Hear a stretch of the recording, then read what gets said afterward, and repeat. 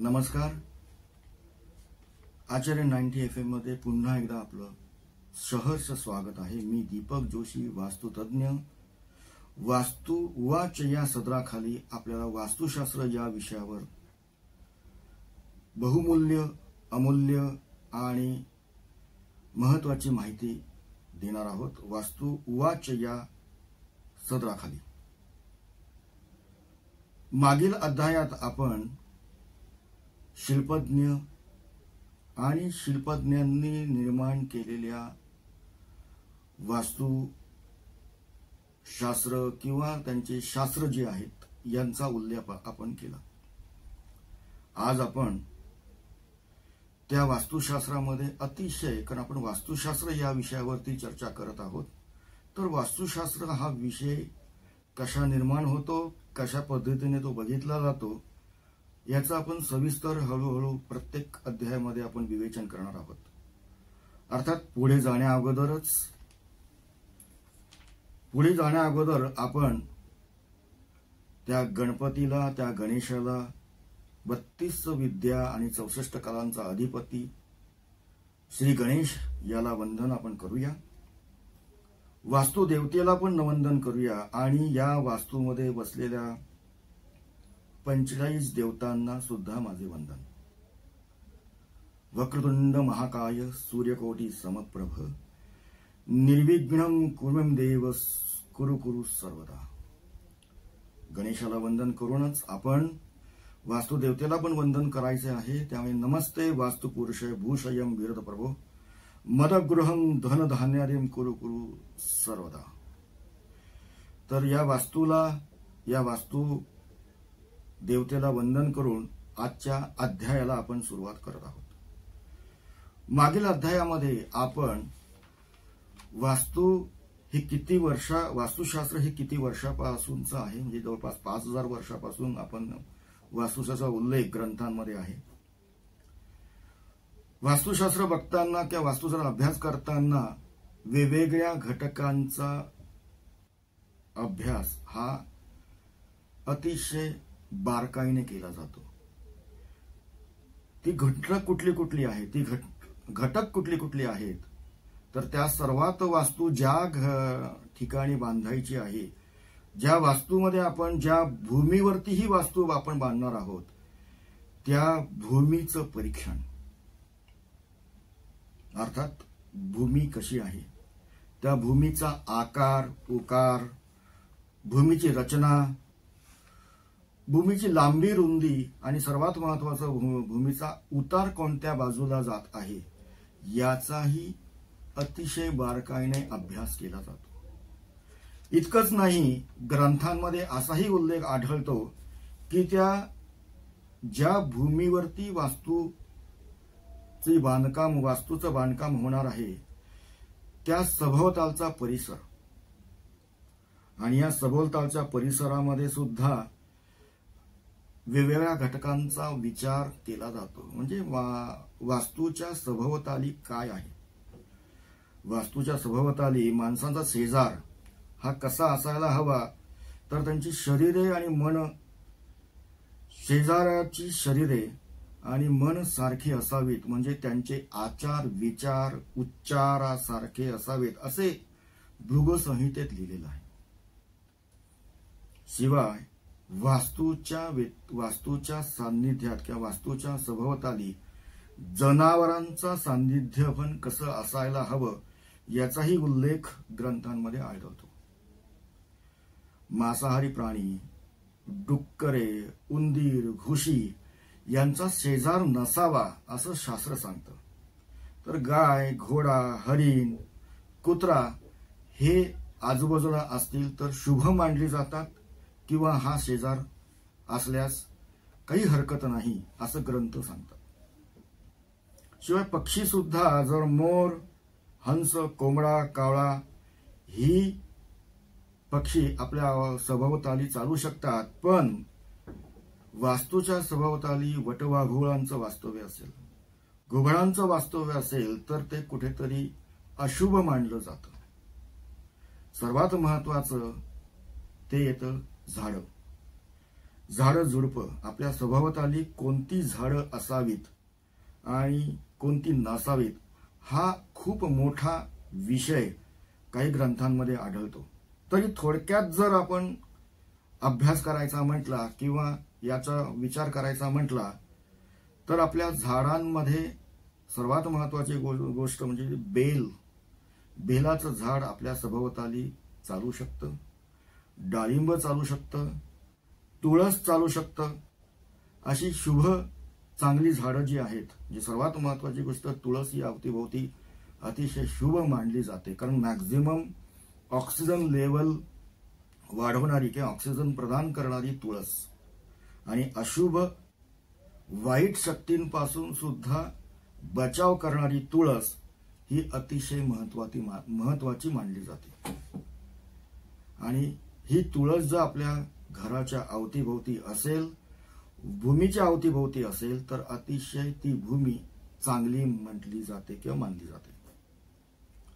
सर्वात महत्वाचं येतं पाणी. पाणी सुद्धा आपल्या घराभोवती असावं, पण कोणत्या दिशेत असावं हाही एक सविस्तर याचा अध्याय आहे, सविस्तर उल्लेख ग्रंथांमध्ये आढळतो, तो आपण करणारच आहोत.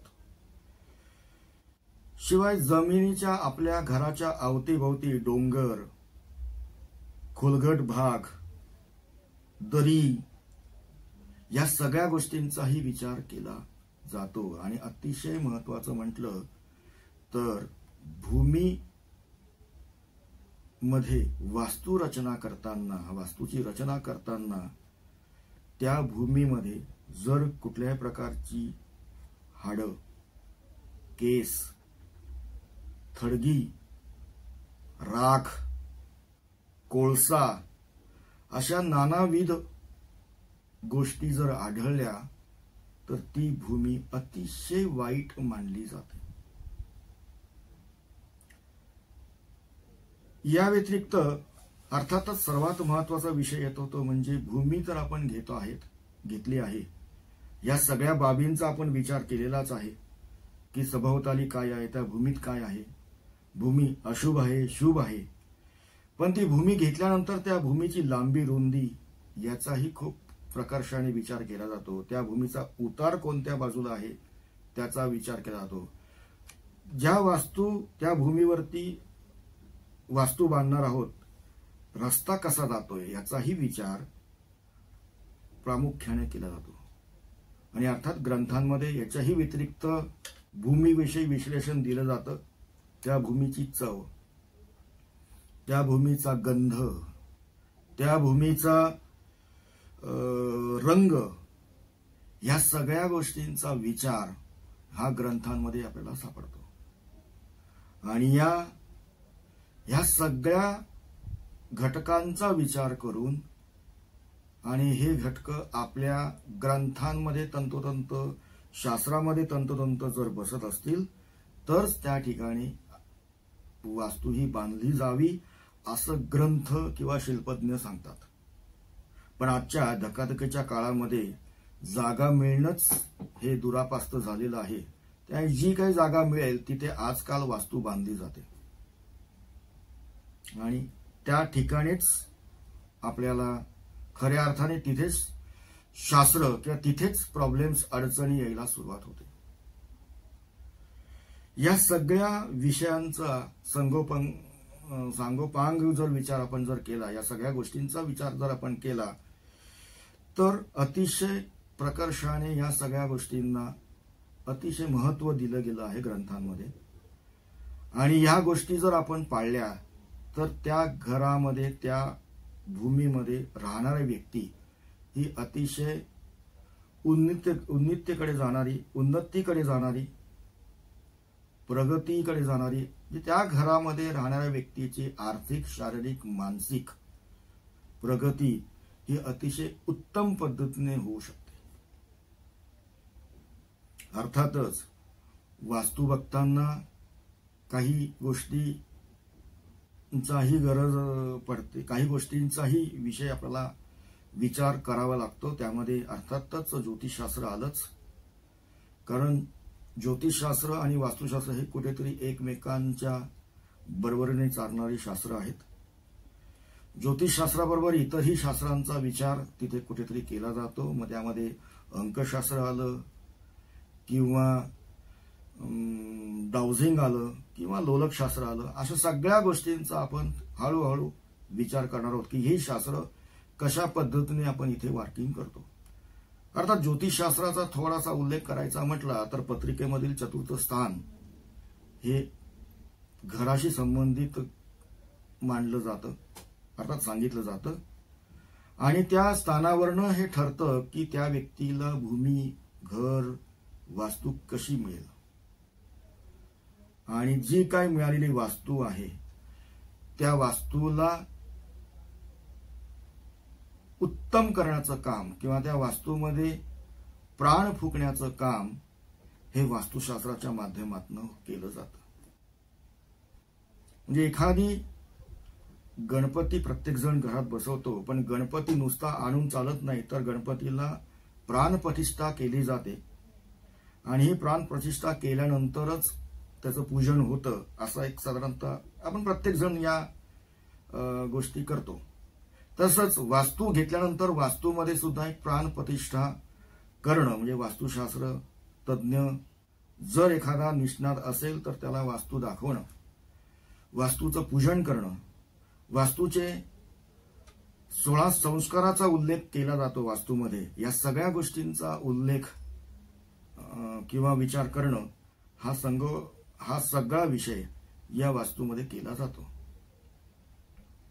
अर्थातच विषय हा अजून वाढत जाणार आहे.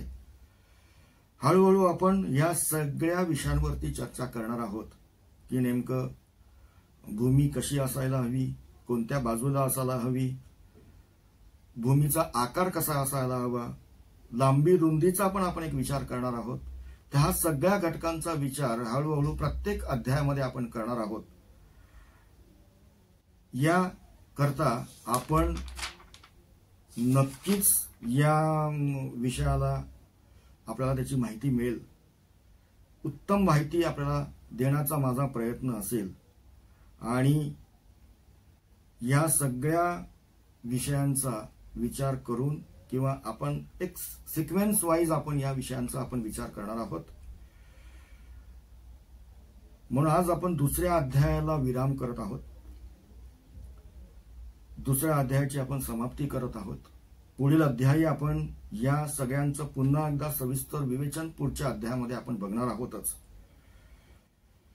तेव्हा ऐकत रहा Acharya 90 FM, your own radio channel. मी दीपक जोशी, वास्तुतज्ञ. धन्यवाद.